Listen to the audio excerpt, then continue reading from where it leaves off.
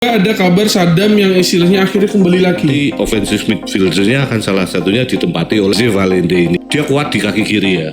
Salah satu kelemahannya PSS ini nggak punya eksekutor untuk bola-bola mati. Ada beberapa pemain yang benar-benar sudah paham betul karakter bermain dengan caranya Seto ini.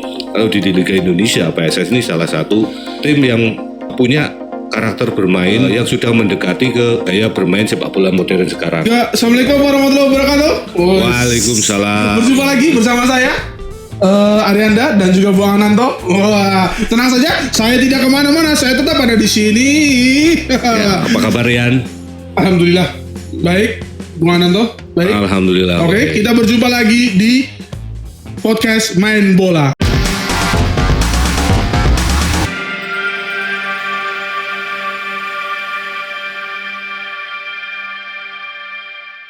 Ya, bagaimana? Ya, akhirnya berdua lagi ya. Ya, kemarin itu yang kita punya segmen baru namanya review main bola. Oke. Nah, review main bola itu nanti memang Bung Ananto sendiri membahas strategi-strategi yang sudah dipergunakan oleh tim PSS terutama ya. Ya. Dan sekarang kita kembali lagi di podcastnya Main Bola. Kita akan mengomongkan tentang hal-hal yang baru saja, ya. yang masih hangat, masih hangat terjadi di PSS ya. PSS. Persiapan PSS. Yang pertama ini kedatangan pemain baru Z Valente. Oke. Bagaimana menurut Bung Ananto kira-kira? Ya, ini perkembangan yang bagus ya, karena kemarin dua pertandingan itu kan bermain dengan mayoritas pemain lokal. Jadi dari pemain lokal pun karakternya sudah kelihatan. Cuma Coach Seto itu setelah pertandingan itu memang masih mempermasalahkan beberapa hal kesalahan elementer yang kecil-kecil gitu, misalnya salah passing, salah positioning itu, tapi itu nggak masalah bagi dia. Dan kemudian juga ada penurunan dari stamina pemain, itu wajar sekali dalam sebuah persiapan tim. Ini kan pramusim ini sebenarnya untuk mematangkan tim, nanti peak performanya waktu kompetisi resmi Liga 1. Ya, kembali ke Z Valente ini dari beberapa informasi-informasi yang saya dapatkan. Valente ini pemain yang bermain sebelumnya di Liga Portugal ya. Dia pernah bermain di Estoril. Beberapa kali dia juga pernah menghadapi Benfica, tim-tim yang level atas di Liga Portugal. Dan pemain ini punya skill yang cukup lumayan. Maksudnya dalam artian begini, karakter, kita bicara karakter dulu. Karakternya dia ini seperti apa sih? Karakter pemain ini adalah offensive midfielder. Jadi mungkin Rian dan teman-teman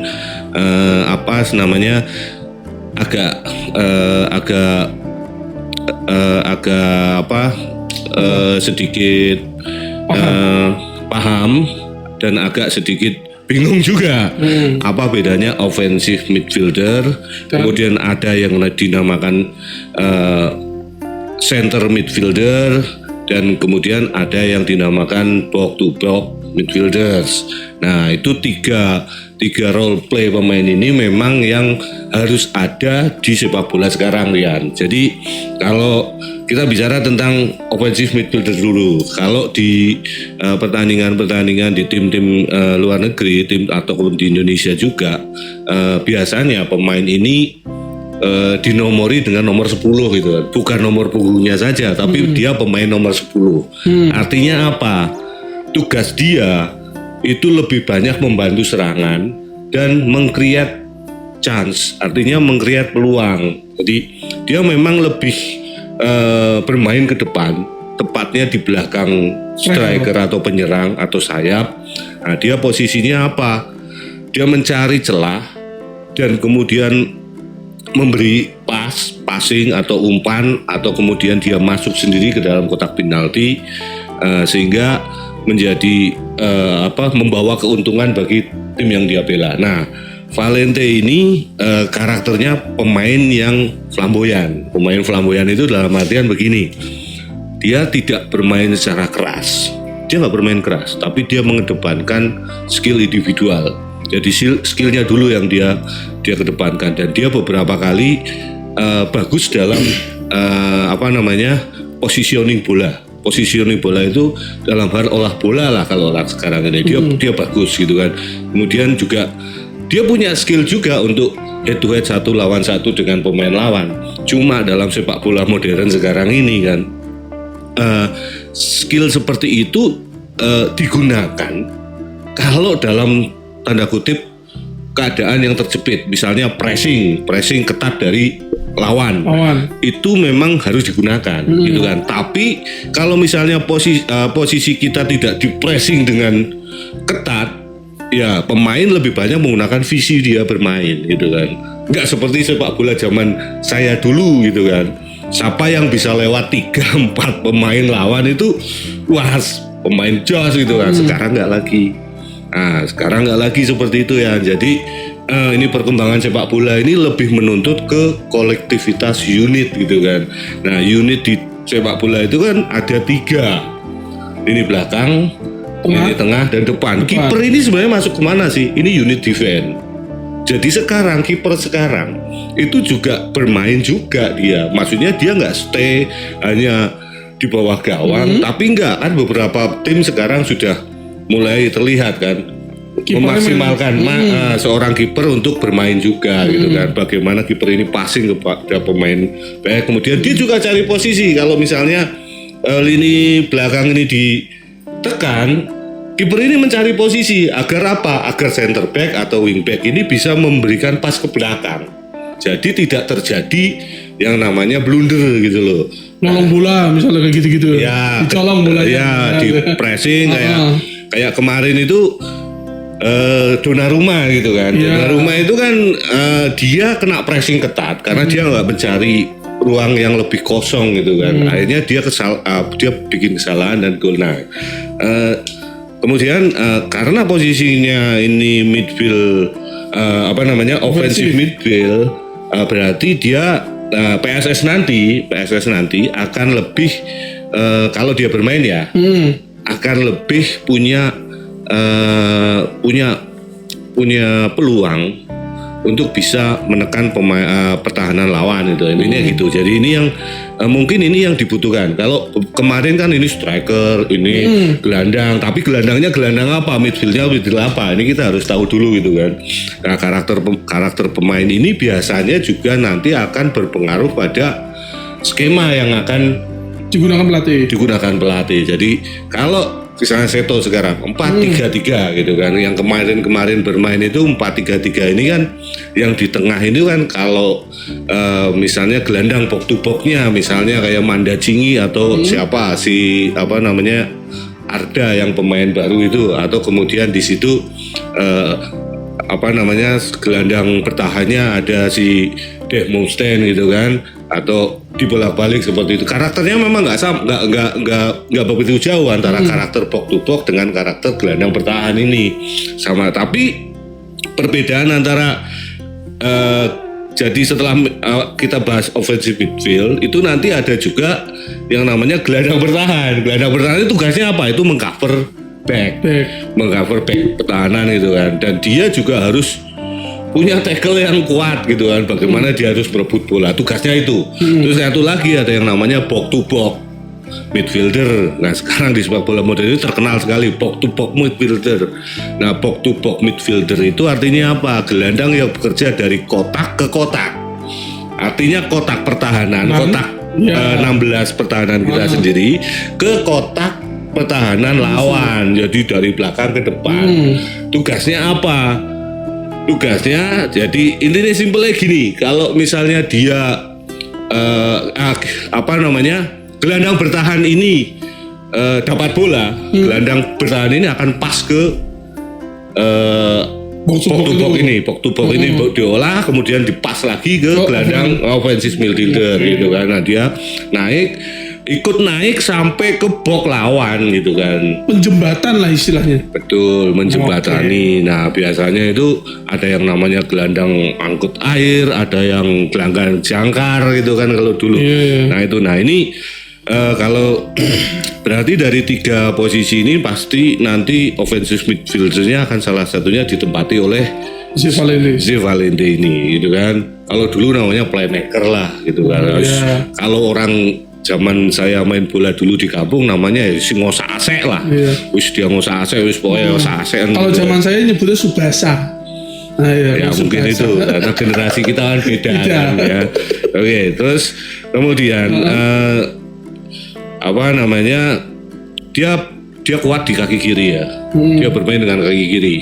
Jadi di PSS ini kan ada banyak pemain-pemain dengan kaki kiri ya, seperti Boas. Kemudian ada beberapa yang jelas kalau left back itu pasti kiri kan biasanya, tapi ada juga left back yang punya kekuatan di kanan, dia dipaksa bermain kiri gitu kan. Artinya apa? Dengan ini akan banyak keuntungan bagi pemain-pemain PSS gitu kan, bagi tim PSS secara unit, karena kalau orang Indonesia kan rata-rata bermain dengan kaki kanan gitu kan. Kita sendiri kalau misalnya saya atau Rian berhadapan dengan pemain yang punya kekuatan kaki berbeda di satu sisi berbeda, itu agak sulit mengimbanginya gitu kan. Terus kemudian dia juga jago dalam free kick ya, tendangan bebas. Nah ini menarik juga karena selama ini kan salah satu kelemahannya PSS ini nggak punya eksekutor untuk bola-bola mati, terutama di free kick di depan gawang atau di depan kotak 16 ini. Nah ini kehadiran si Valente ini juga mungkin akan menjadi solusi bagi Seto atau bagi PSS sendiri, karena ini seperti puzzle yang belum ditemukan gitu kan. Nah terus kembali lagi, sehebat-hebatnya pemain asing, tekniknya, staminanya dan sebagainya, itu kalau tidak diimbangi dengan proses adaptasi yang cepat itu juga sulit itu kan. Nah adaptasi di Indonesia ini biasanya begini, kalau pemain-pemain asing terutama yang dari Eropa, kita bicara yang dari Eropa. Ya.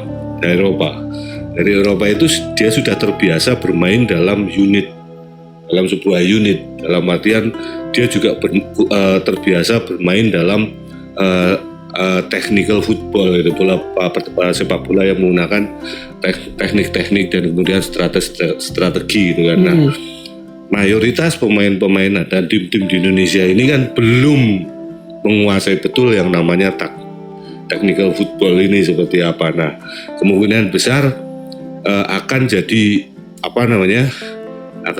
sebuah handicap besar bagi si Valente ini. Tapi kembali lagi, saya pikir dia juga melihat komposisi dan cara bermain PSS di bawah Seto ini, kemungkinan besar dia nggak begitu kesulitan untuk beradaptasi. Kenapa saya bilang gitu? Karena Seto ini juga mulai menerapkan technical football gitu kan, baik dalam bertahan, menyerang ataupun membangun serangan. Jadi posisi Seto sangat kalau saya lihat itu sangat konsisten dalam menginstruksikan agar pemain ini disiplin terhadap posisinya gitu. Maksudnya disiplin dalam posisinya bukan stay di situ terus gitu kan, mangkrok di situ terus, tapi enggak, stay dalam posisinya. Maksudnya begini, kamu itu posisinya apa gitu kan? Kamu posisinya back misalnya, central back tengah. Kamu harus disiplin dalam tidak melakukan pelanggaran keras yang tidak melakukan tackle yang berujung dengan pelanggaran yang merugikan tim. Yang kedua mampu keluar dari tekanan dan bisa membangun atau memulai pertandingan dari bawah. Yang berikutnya sudah pasti mampu mengamankan lini belakang. Itu kan disiplin terhadap posisinya gitu kan. Nah, pemain-pemain yang diambil Seto ini kemarin waktu lawan Persita sudah mulai menjalankan seperti ini. Begitu ada bola liar, bola lepas, second ball, mereka langsung tanpa menunggu langsung press dan langsung merebut kembali. Nah, ini yang namanya salah satu unit technical football yang sudah diterapkan oleh PSS ini. Jadi saya pikir oke juga. Tapi kita belum lihat ya, karena belum bisa main. Belum lihat secara dia bermain secara tim, baru latihan saja kan, latihan. Kemudian dari cuplikan pertandingan yang dia mainkan pun biasanya agen itu menawarkan pemain ini kan biasanya dikasih nih CV gitu kan. Kemudian ini cuplikan pertandingannya, resumenya seperti ini gitu kan. Tapi cuplikan pertandingannya biasanya pertandingan yang dia bermain bagus gitu. Iya. Saat dia bermain jelek nggak pernah diperlihatkan gitu kan. Satu lagi bahwa pemain itu tidak seluruh pemain itu bisa bermain baik terus gitu kan. Ya itu harus pemain ini harus mengupayakan dia agar dia itu bermain baik terus gitu kan. Caranya apa? Dia konsisten pada diri dia sendiri gitu kan. Nah itu. Dan yang kedua, kalau saya pikir apa namanya cuaca ini nggak terlalu jauh beda ya. Meskipun Portugal itu di benua Eropa, tapi Eropanya ini dekat dengan Afrika Utara, dekat dengan Spanyol juga. Beda dengan kalau di Jerman atau di Britania Raya, Inggris itu suasana yang dingin, tapi di sana itu agak hangat. Jadi kalau masalah cuaca nggak lalu, tapi kemudian lagi masalah makan biasanya pemain asing ini juga banyak yang terkendala dengan makan gitu kan. Apalagi pemain-pemain dari dari Amerika Latin, mereka biasanya terkendala dengan makanan. Kalau dari Afrika biasanya mereka nggak terkendala makanan gitu kan. Itu sebenarnya kalau dari kacamata saya selama saya selama saya menjadi wartawan olahraga dulu ya. Biasanya kan sering bersentuhan dengan pemain-pemain asing, sering mendengarkan keluh kesah mereka gitu. Jadi seperti itu. Tapi kalau dari ini kan termasuk Latin juga, meskipun Eropa tapi kan basicnya Latin juga, dan Portugal dan udaranya juga hangat di sana, di sini juga cuacanya juga hangat. Saya pikir nggak ada masalah. Jadi kalau ya kita tinggal lihat besok aja, semoga lawan PSIS Semarang Valente ini bisa turun gitu kan. Karena Seto sendiri sudah mengatakan bahwa di turnamen Piala Presiden ini dia akan mencoba seluruh pemain. Jadi kemungkinan besar beberapa pemain yang belum diturunkan juga akan diturunkan juga gitu kan. Tapi kalau saya lihat dari 2 pertandingan sebelumnya, Seto sudah punya kerangka tim pemain-pemain yang akan pasti turun gitu dalam setiap pertandingan. Sudah mulai terlihat lah. Ya, dia juga nggak bodoh juga gitu kan. Maksudnya dia juga mengukur juga bahwa pemain-pemain ini sulit untuk digantikan gitu kan. Maksudnya ada beberapa pemain yang benar-benar sudah paham betul karakter bermain dengan caranya Seto ini gitu. Mungkin itu yang kalau saya lihat dari Valente. Berarti istilahnya menurut pengamatan Buwang Ananto sendiri cocok nih istilahnya dengan Seto dan Valente ini. Kalau dari dengan penanganan Setonya sendiri ya. Kalau dari gaya yang dimainkan Seto, kemungkinan besar pemain asing di pemain asing yang akan bergabung dengan PSS ini nggak begitu kesulitan. Gampang adaptasi. Ya karena karakter bermain dan cara bermainnya itu itulah sudah mengedepankan technical football seperti itu. Bukan lagi sepak bola yang hanya mengandalkan kecepatan, hanya mengandalkan kekuatan, power dan seperti itu. Tapi permainan sepak bola yang didukung dengan visi bermain yang bagus ini yang yang sudah diterapkan Seto di PSS. Ya memang belum sempurna sih. Kalau saya lihat belum sempurna memang. Ya tapi kan kita nggak bisa menyamakan level permainan klub-klub sepak bola Indonesia seperti PSS dengan klub-klub luar negeri seperti Liverpool dan sebagainya. Kan kita nggak bisa menyamakan itu. Makanya kita turunkanlah standarnya gitu. Kita turunkan standarnya, dan saya pikir kalau di Indonesia, kalau di Liga Indonesia, PSS ini salah satu tim yang punya karakter bermain yang sudah mendekati ke gaya bermain sepak bola modern sekarang gitu. Intinya gitu kalau satu pemain ini. Kalau di PSS sendiri sekarang yang kira-kira karakteristiknya cocok sama Valente menurut Bang Ananto? Kita lihat juga dari 2 pertandingan terakhir. Dari 2 pertandingan ya. Kira-kira yang istilahnya banyak ya karena apa? Ini deh yang kira-kira nanti Valente bakal mengisi nyetel sama siapa ya. Kalau dari rata-rata pemain PSS sekarang mengandalkan technical football, mengandalkan teknik ya, bukan mengandalkan kecepatan. Kan jarang pemain-pemain cepat yang ada di PSS sekarang gitu kan, kecuali di sisi sayap. Dan yang muda-muda kayak Ricky kemarin itu kan memang masih muda, dia pasti cepat gitu kan. Tapi yang di senior kayak Boas, kemudian Todd Ferre ini juga kemudian Fandi Eko Tomo, ini juga pemain-pemain yang tidak hanya mengandalkan tenaga dan kecepatan, tapi mereka mengandalkan teknik gitu. Nah ini yang menarik karena kehadiran Jay Valente ini pasti akan mempermudah bagi pemain-pemain lain itu untuk juga beradaptasi karena gaya permainannya sama. Lihat sendiri kemarin Todd Ferry ya. Todd Ferry meski nggak mencetak gol, berapa kali dia ngolongin lawan, dia nutmeg lawan tuh berapa kali. Dan itu kalau pemain bisa seperti itu artinya apa? Dia punya kualitas individu yang luar biasa dan dia punya kepercayaan diri yang bagus itu. Nah ini akan gampang nyetel gitu kan, daripada misalnya PSS mengontrak pemain yang punya karakter meledak-ledak gitu kan. Meledak-ledak dalam artian dia cuma mengandalkan stamina, power sama kecepatan gitu.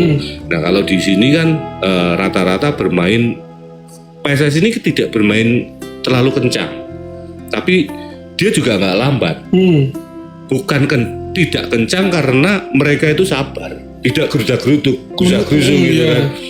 Ada, coba lihat di beberapa pertandingan terakhir ini, seperti tadi malam pertandingan antara Persebaya dengan Bali United. Kedua-duanya bermain kencang gitu kan.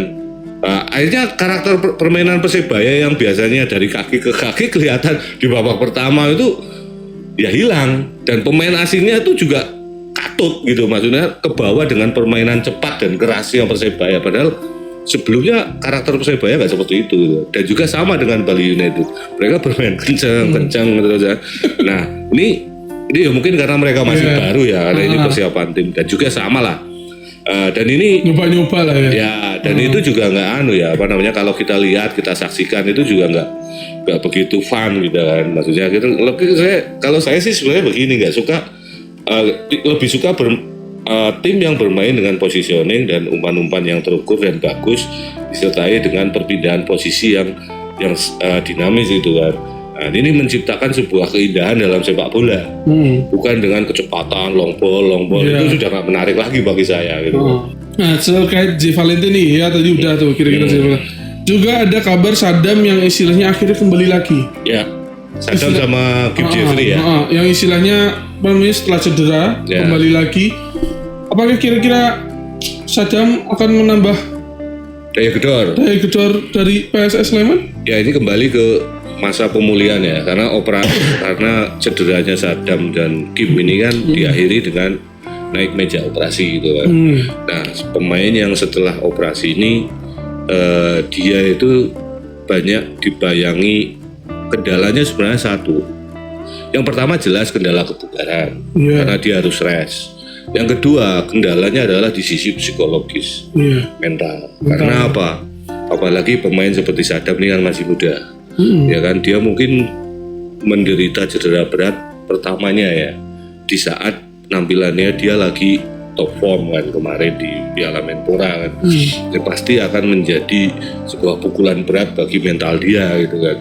Nah, ya nanti coba kita lihat bagaimana sih proses pemulihannya gitu. Bagaimana, apakah proses operasinya kemarin berlangsung sukses.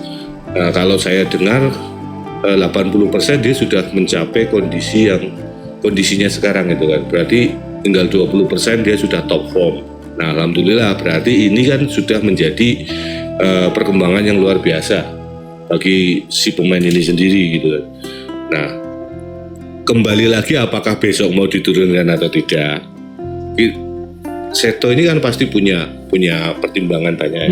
Pertimbangan yang pertama pasti dari sisi medisnya, maksudnya dari kebugaran pemainnya sendiri itu seperti apa, karena ini pemain ini cedera yang agak dalam artian yang harus dioperasi gitu. Nah ini juga menjadi sebuah indikator sendiri, ganjalan sendirilah.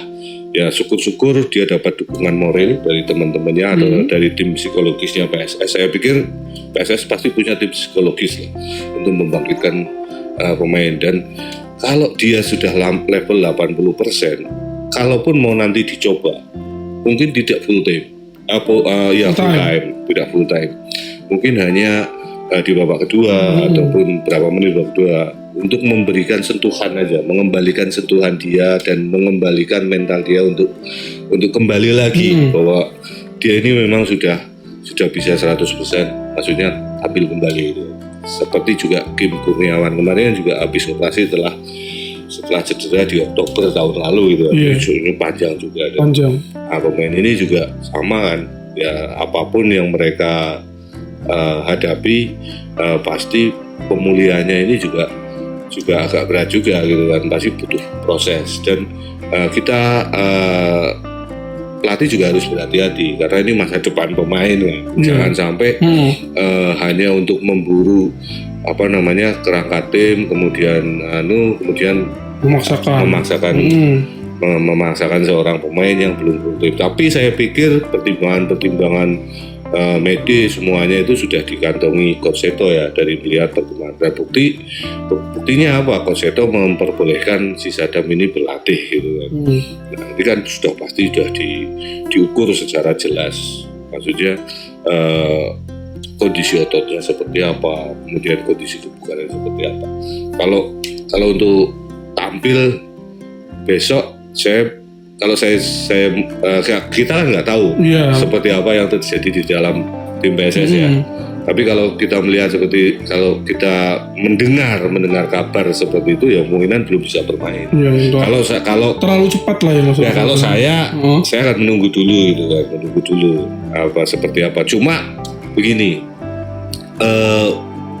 sekarang beda dengan zaman beberapa tahun yang lalu. Jadi ilmu kedokteran, terutama fisioterapis di Indonesia ini kan maju terus ya, tambah maju. Jadi banyak sekali fisioterapis hebat sekarang yang di-hire oleh tim-tim Liga Indonesia untuk menjaga kebugaran atau memulihkan kondisi pemain. Nah, saya pikir perkembangan ilmu ini juga pasti akan membantu seorang pemain untuk tampil lebih maksimal ataupun dia boleh mengembalikan kondisi setelah dia mungkin cedera berat.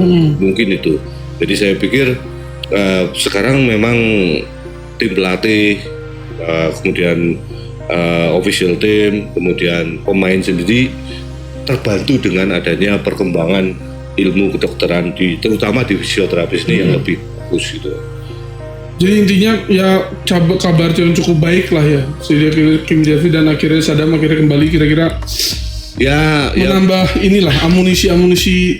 Ya, tapi kita harus bersabar juga. Kita harus bersabar karena kita kan nggak bisa memaksakan ya. Karena kita pengen melihat, terus kemudian kita mendesak agar diturunkan kan nggak bisa juga. Semuanya kan ada di tangan pelatih, dan pelatih pertimbangannya itu juga panjang. Karena Seto sendiri kan bekas pemain kan, dia pernah merasakan bagaimana sih kalau pemain cedera itu seperti apa. Itu pasti juga nggak akan langsung ambil keputusan drastis seperti itu. Tapi yang jelas dengan kembalinya dua pemain ini akan menambah kedalaman tim lah. Karena selama ini timnya juga cukup bagus, kedalaman timnya, karakternya Kim Jeffrey kalau Sadam kan jelas striker, man gitu kan. Kalau Kim Jeffrey ini saya bilang dia seperti box to box player gitu kan. Di box to box player ini kan juga positioning, ada Dave Mustaine dan sebagainya itu masih banyak. Atau biasanya Dave Mustaine bisa bermain juga di center midfielder atau gelandang bertahan, atau kemudian ada Manda Cingi yang kemudian bisa naik turun itu. Saya pikir ini juga menjadi hal yang bagus ya. Apalagi di situ masih ada Van Diego, kemudian ada Hambali dan sebagainya. Jadi lini tengah PSS ini juga akan semakin solid dan semakin penuh dengan pemain-pemain yang punya kemampuan positioning bola yang cukup bagus. Itu mungkin ya. Jadi begitu, bukan nonton kabar-kabarnya. Semoga dengan hadirnya J. Valente, Kim Jeffrey dan Sadam mungkin dapat menambah kedalaman skuad dari tim PSS sendiri. Oke, cukup segitu episode kali ini. Jangan lupa subscribe Radar Jogja Podcast dan Radar Jogja Channel, dan tenang saja saya akan tetap ada di sini menemani Bung Ananto di podcast Main Bola. Kita akan kembali lagi.